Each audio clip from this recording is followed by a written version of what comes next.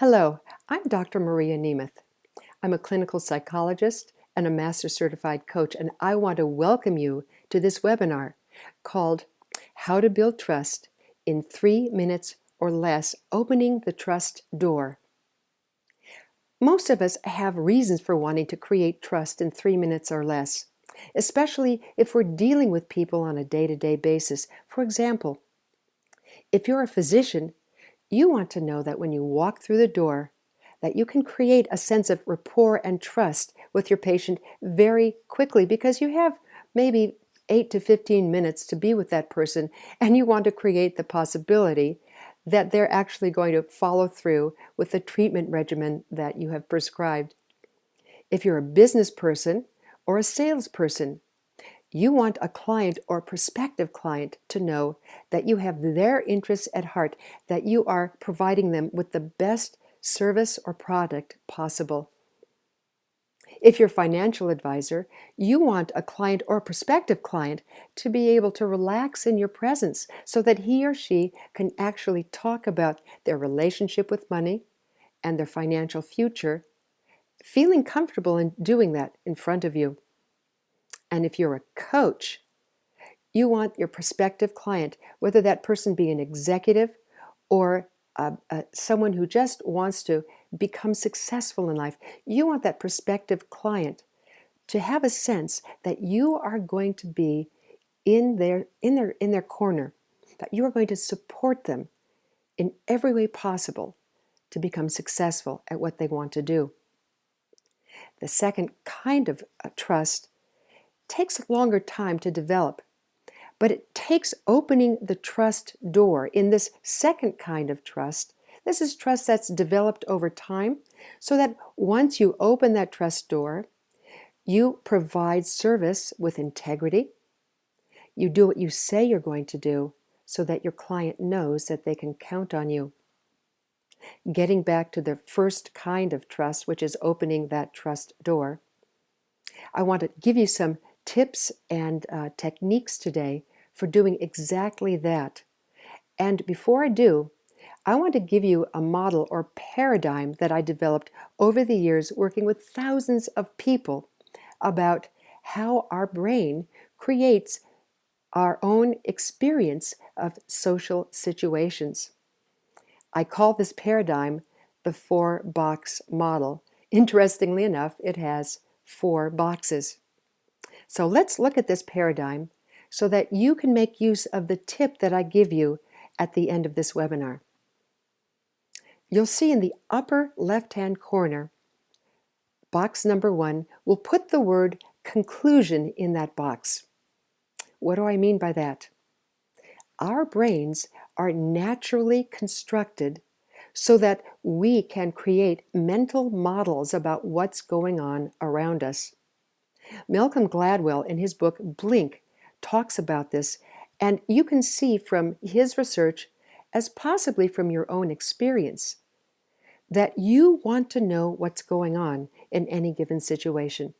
When you and I don't know what's happening, when we are confused at any given moment, that's when we become anxious because, in prehistoric times, for example, we couldn't run very fast. We didn't have fangs or fur, but we did have a brain that could check out what's going on and plan for danger on the one hand or success on the other. So our brain has a need to create conclusions.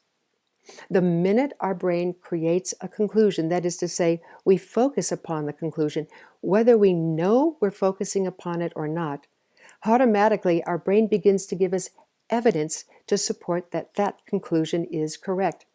Think of it as a Google search.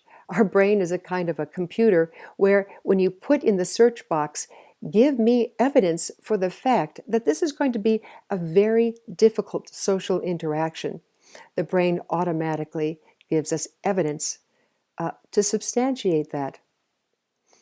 The third box has to do with how I behave. One of the things that psychologists and hypnotists know is that the brain can't distinguish between what's happening on the outside and evidence that it's creating itself. And what we do know is when we are experiencing this evidence, it does affect our behavior. For example, let's say you approach a social situation saying, this is going to be very difficult. It's going to take a lot of energy. Your brain gives you evidence to prove that this is correct, and immediately this influences your behavior. You might slump, you might look tired, you might look disinterested. And this leads us to our fourth box, which is how people behave around us. One of the things that we know is that we are obviously very social animals.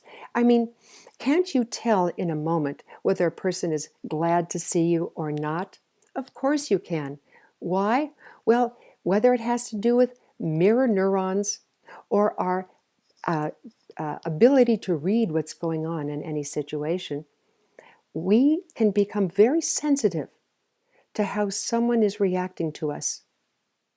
You've gone into a room, possibly, and watched someone as they look at you, and maybe they look nervous, frightened, not at all amused. Doesn't it affect how you behave? Of course it does. That's the fourth box. How other people behave around us is occasioned by our behavior to begin with. And of course, if a person reacts to us, seeing that we're not very happy to see them, they react accordingly, maybe disinterested, wanting to get away from us, or in the case of being with a physician, not talking to the physician that much about what's going on with them. And then, of course, you guessed it, that reinforces our conclusion. So you see, this conclusionary box, these four boxes, this goes around and around and around. It's very difficult not to act in this way. Now, given that this is a most probable paradigm for how our brain creates our social reality, what can you do? Scientists, researchers have shown in the case of building a relationship with someone, the most crucial factor is that you and I focus on the person and not upon ourselves. You see, in the conclusion box, when I'm focusing upon how do I look, am I sounding professional enough, am I making a good enough impression, when our gaze, so to speak, is upon us, the person can tell. They can tell that we're not very interested in them, and they tend to walk on, or maybe shut down a little bit in our presence. But in any case, we know that we haven't made that connection.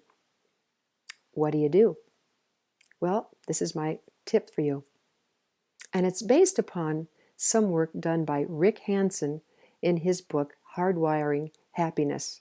So here goes. Before you go to meet someone, this only takes 20 seconds at most. Think of a situation that has made you happy in the past. It could be anything, playing with your children, playing with a sweetheart or best friend, or being at some sort of a game where you felt so happy just to be there, walking in the woods. It doesn't matter. Think of a time that has made you happy. Once you've done that, let that experience of the happy moment stay with you for 20 full seconds. Okay, if you can't manage 20, at least try 10, okay? That'll change how you're experiencing the social situation. But 20 is the best, 20 seconds if you can. Think of that happy situation. Then, as you go up to meet this person, keep inside of that feeling of happiness and project it outward, that you're happy to be with this person. You're glad to be with them. You're glad to be meeting them. What will happen? That person will begin to notice that there's a sense of welcoming in how you're interacting with them.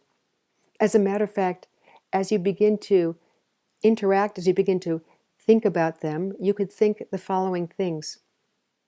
I wonder what's important to this person. I wonder what makes this person happy. I wonder what I could do to make their life a little bit better. As you begin to focus on these conclusions, it will automatically shift your behavior. The person will know that you're glad to see them. They'll know that when you ask them a question, you really mean to ask them the question. You're not just filling up time. When they see that, they will respond to you, and you have gone a long way to open up that trust door. If you can manage that, if you can manage that stance with the person for a full 3 minutes, you've opened the door. So if you want even more tips and techniques about how to create trust in 3 minutes or less, join me in my 90-minute webinar where I give you even more tips and more reasons for how opening the trust door in 3 minutes or less is really possible. It's not just something you can dream about, but it's something that can happen for you in your life. Until then, this is Dr. Maria Nemeth saying, I hope this has been useful. Go out and try this, please. And come back and see me for that webinar, okay?